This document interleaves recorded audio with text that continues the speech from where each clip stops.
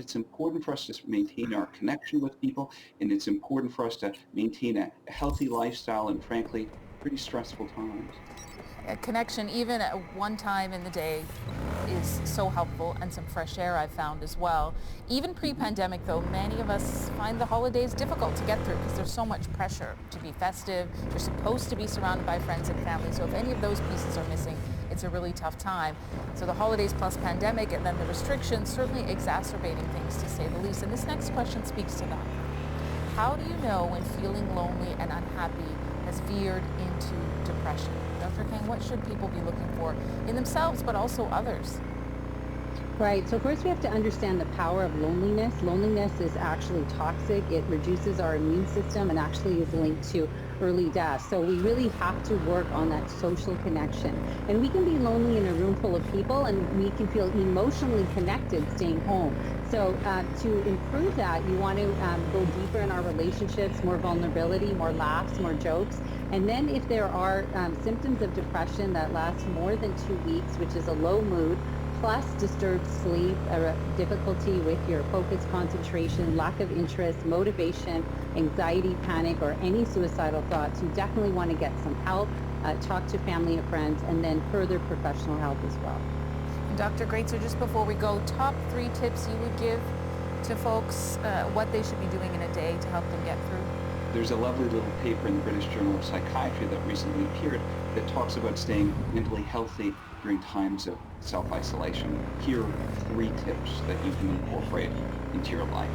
1, learn. We're designed to learn. It's intellectually stimulating. So you don't have to learn Japanese tonight, but some type of learning to incorporate into your day can be useful. 2, give. Obviously, charitable acts are very different right now, but even helping an elderly neighbor do some shopping is very rewarding for them, but it's also very rewarding for you. And thirdly, exercise. There are very few things that there is evidence as exercise for not only treating major mental illness like depression and anxiety, but preventing it in the first place. Dr. Greatzer, Dr. Kang, thank you again for your time. Thank you. Helpful advice. Now, if you or someone you know does need support, you can call or text Crisis Services Canada. The number is 1-833-456-4566. Kids Help Phone, 1-800-668-6868. People are available around the clock to help you there. You are definitely not alone. Well, after the break, a DNA discovery that ended up saving a woman's life. There was always the little bit of like, when is the ticking time bomb going to go off and when might I get the cancer? It was too much. How a family history of stomach cancer pushed her to make a life-altering decision. Her story is next. The fuck you on? On high alert now. I lost contact with a vehicle somewhere in your area. Thanks. Eyes peeled.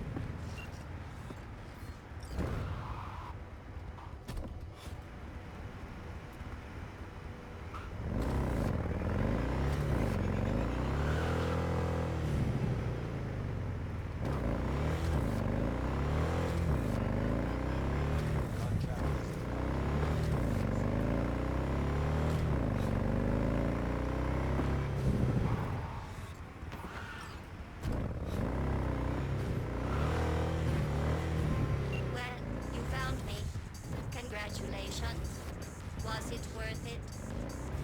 On a scale from 1 to 6, I'd say I'm sitting at a strong 6. I guess we both know what's going to happen next. Delamain misses you. I'm here to shut you down. Your specimen has been processed, and we are now ready to begin the test proper. Really appreciate it if you didn't make this difficult.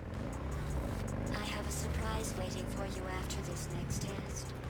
Telling you would spoil the surprise, so I'll just give you a hint.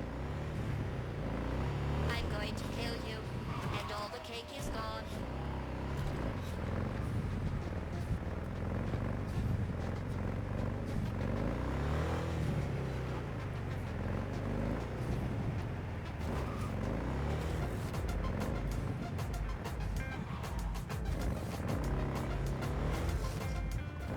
honestly, truly didn't think you'd fall for that.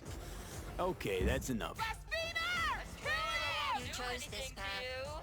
Now I have a surprise for you. Deploying surprise in 5, 4. Into the light for you! Turning